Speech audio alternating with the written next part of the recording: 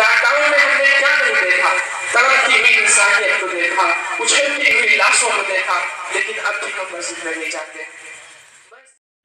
الحمدللہ رب العالمین والصلاة والسلام على رسوله الامین وعلى آلہ وصحابہ اجمعین، اما بعد۔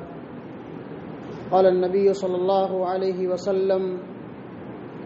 من علق تمیمة فقد اشرک۔ محترم بھائیو، بزرگوں، اللہ کے رسول جناب محمد رسول اللہ صلی اللہ علیہ وسلم ارشاد فرماتے ہیں کہ جس نے تمیمہ یعنی تعویذ یا گنڈے کو لٹکایا، اس نے اللہ کے ساتھ شرک کیا۔ اور ایک دوسری روایت کے اندر اللہ کے رسول فرماتے ہیں صلی اللہ علیہ وسلم کہ جو اپنے ہاتھ کی لکیروں کو دکھانے کے لیے یا غیب کی باتوں کو جاننے کے لیے کسی بابا کے پاس، کسی پیر اور مرشد کے پاس جاتا ہے کہ اس سے اپنی ہاتھ کی لکیروں کو دکھا کر کے غیب کی باتوں کو معلوم کیا جائے، تو ایسا انسان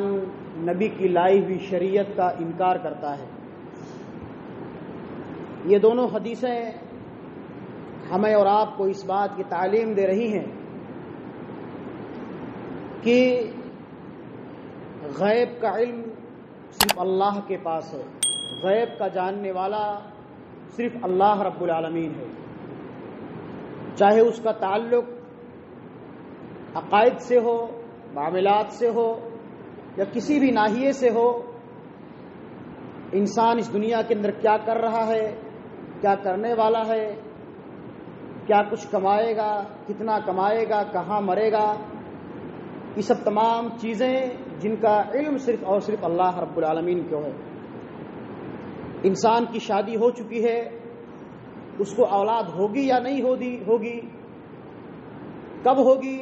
لڑکا ہوگا کہ لڑکی ہوگی،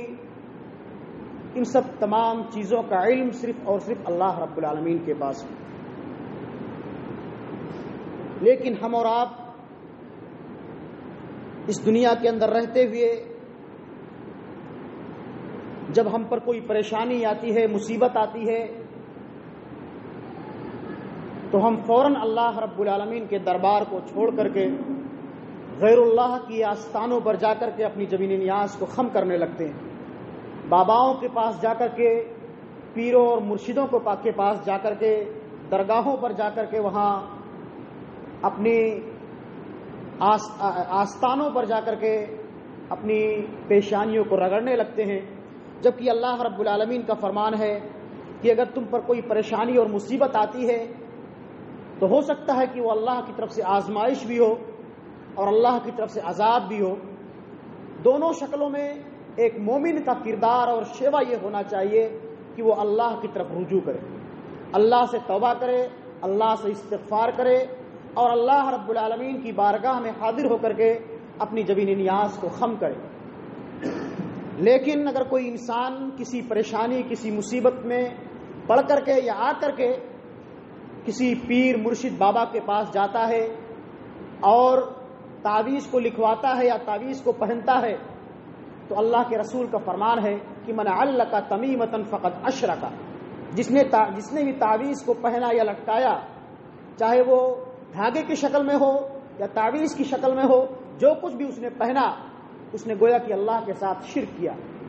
اللہ کی ربوبیت میں، اللہ کی الوہیت میں، اللہ کے اسماء اور صفات میں وہ غیروں کو شریک کیا، اس بابا کو بھی اس نے شریک کیا۔ جبکہ ہم اور آپ جانتے ہیں کہ اس دنیا کے اندر سب سے بڑا گناہ اگر کوئی ہے تو اللہ کے ساتھ شرک کرنا ہے۔ اللہ انسان کی تمام خطاؤں کو معاف کر سکتا ہے۔ انسان اس دنیا کے اندر رہتے ہوئے گناہ کے کام بھی کرتا ہے، اچھے بھی اعمال کرتا ہے۔ اگر انسان خالص اللہ سے توبہ کر لیتا ہے تو اللہ رب العالمین بندے کی خطاؤں کو معاف کر سکتا ہے۔